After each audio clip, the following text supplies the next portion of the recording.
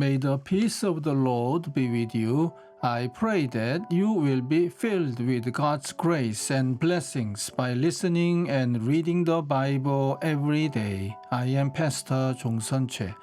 We are listening and reading the Bible according to the reading plan proposed by the Revised Common Lectionary. This year's reading plan is by year C. Today is August the 22nd, Monday after 11th Sunday after Pentecost.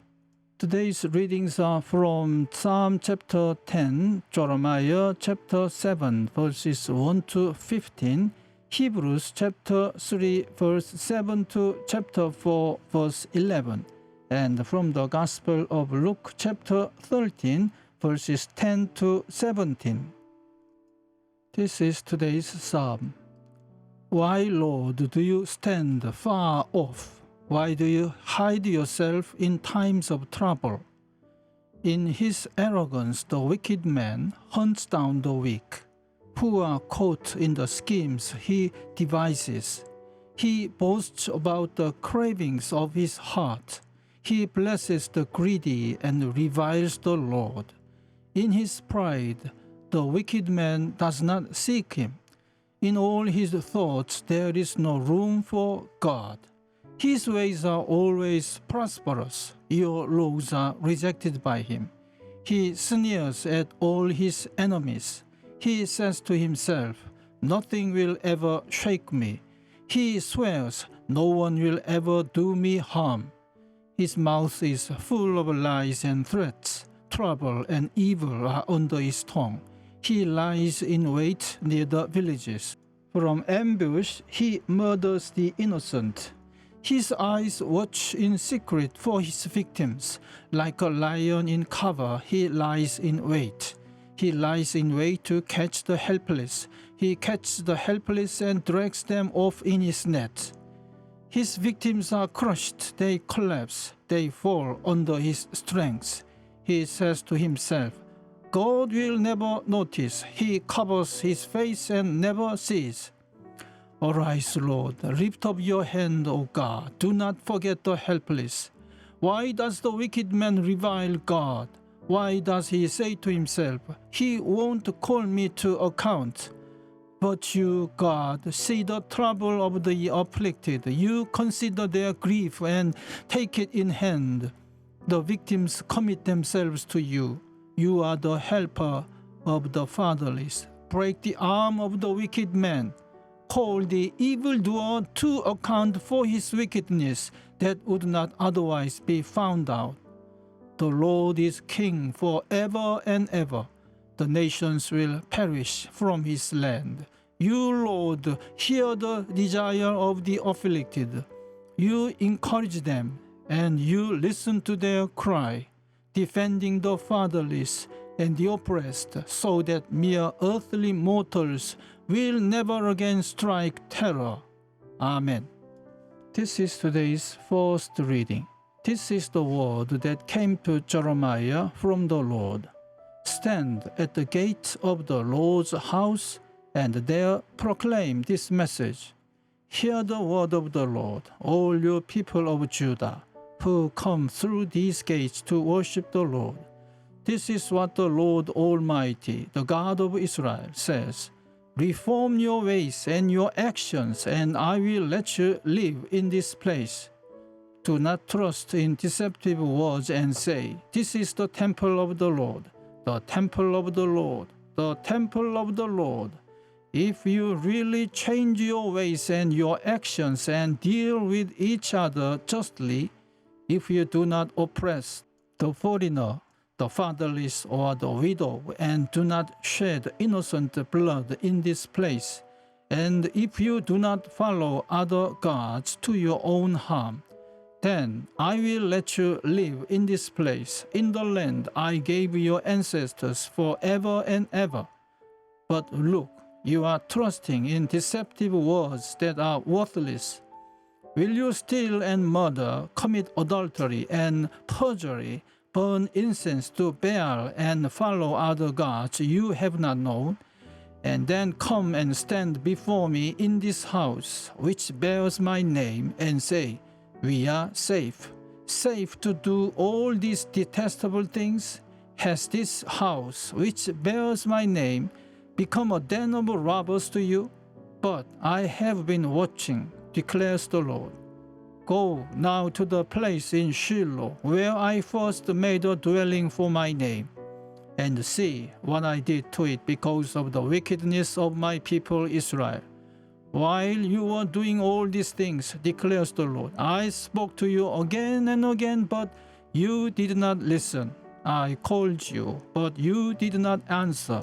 Therefore, what I did to Shiloh, I will now do to the house that bears my name, the temple you trust in, the place I gave to you and your ancestors. I will thrust you from my presence, just as I did all your fellow Israelites, the people of Ephraim. Amen. This is the second reading. So, as the Holy Spirit says, today, if you hear His voice, do not harden your hearts, as you did in the rebellion during the time of testing in the wilderness, where your ancestors tested and tried me, though for 40 years they saw what I did. That is why I was angry with that generation. I said, their hearts are always going astray, and they have not known my ways. So I declared on oath, in my anger, they shall never enter my rest.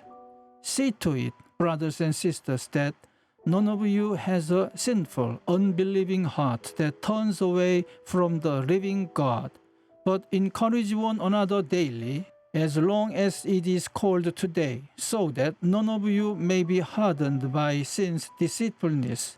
We have come to share in Christ, if indeed we hold our original conviction firmly to the very end.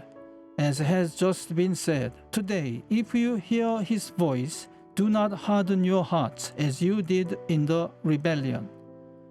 Who were they who heard and rebelled? Were they not all those Moses led out of Egypt? And with whom was he angry for 40 years? Was it not with those who sinned, whose bodies perished in the wilderness? And to whom did God swear that they would never enter His rest, if not to those who disobeyed? So we see that they were not able to enter because of their unbelief. Therefore, since the promise of entering His rest still stands, let us be careful that none of you be found to have fallen short of it. For we also have had the good news proclaimed to us, just as they did. But the message they heard was of no value to them, because they did not share the faith of those who obeyed. Now we who have believed enter that rest, just as God had said. So I declared on oath in my anger, they shall never enter my rest. And yet His works have been finished since the creation of the world. For somewhere He has spoken about the seventh day in these words, on the seventh day God rested from all His works. And again in the passage above He says, they shall never enter my rest. Therefore, since it still remains for some to enter that rest, and since those who formerly had the good news proclaimed to them did not go in because of their disobedience, God again set a certain day, calling it today. This He did when a long time later He spoke through David, as in the passage already quoted, today, if you hear His voice, do not harden your hearts.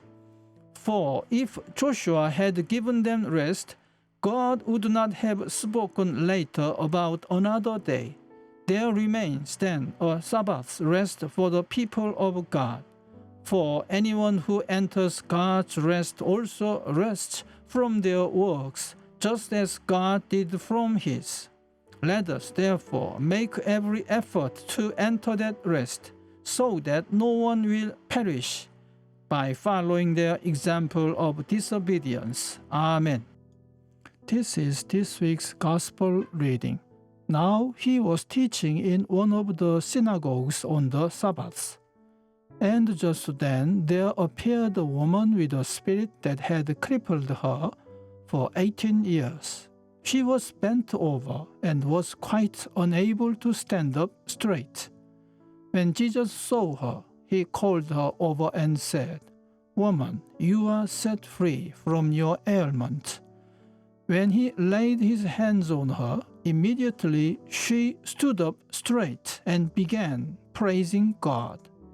But the leader of the synagogue, indignant because Jesus had cured on the Sabbath, kept saying to the crowd, "There are 6 days on which work ought to be done. Come on those days and be cured, and not on the Sabbath day." But the Lord answered him and said, "You hypocrite! Does not each of you on the Sabbath untie his ox or his donkey from the manger and lead it away to give it water? And ought not this woman, a daughter of Abraham, whom Satan bound for 18 long years, be set free from this bondage on the Sabbath day?" When he said this, all his opponents were put to shame, and the entire crowd was rejoicing at all the wonderful things that he was doing. Amen. This is the word of God for today. Thanks be to God. The Lord bless you and keep you. The Lord make his face shine upon you and be gracious to you. The Lord turn his face towards you and give you peace. Amen.